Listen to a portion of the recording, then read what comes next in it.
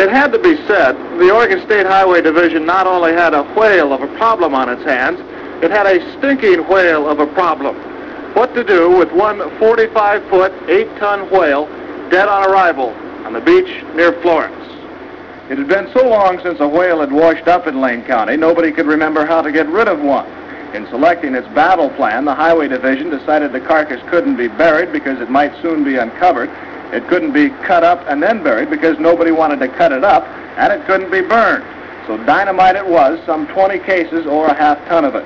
The hope was that the long-dead Pacific gray whale would be almost disintegrated by the blast, and that any small pieces still around after the explosion would be taken care of by seagulls and other scavengers.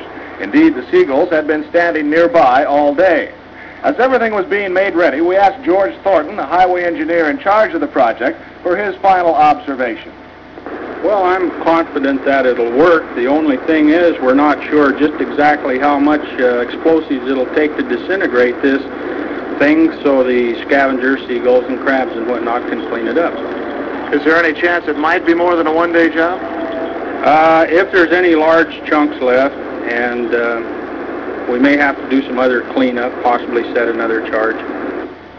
The dynamite was buried primarily on the leeward side of the big mammal, so as most of the remains would be blown toward the sea. About 75 bystanders, most of them residents who had first found the whale to be an object of curiosity before they tired of its smell, were moved back a quarter of a mile away. The sand dunes there were covered with spectators and landlubber newsmen, shortly to become land blubber newsmen, for the blast blasted blubber beyond all believable bounds. You get a wild?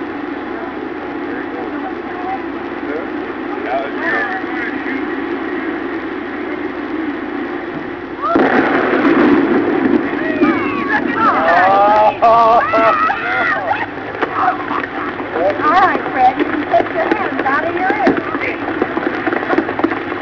Here comes pieces of my...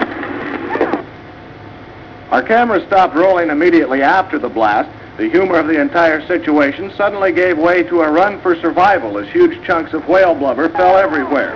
Pieces of meat passed high over our heads while others were falling at our feet. The dunes were rapidly evacuated as spectators escaped both the falling debris and the overwhelming smell.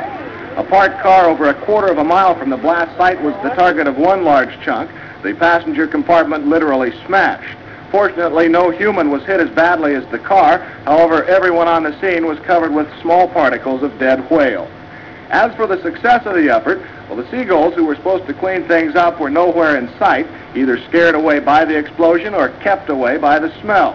That didn't really matter. The remaining chunks were of such a size that no respectable seagull would attempt to tackle anyway. As darkness began to set in, the highway crews were back on the beach burying the remains, including a large piece of the carcass which never left the blast site. It might be concluded that should a whale ever wash ashore in Lane County again, those in charge will not only remember what to do, they'll certainly remember what not to do.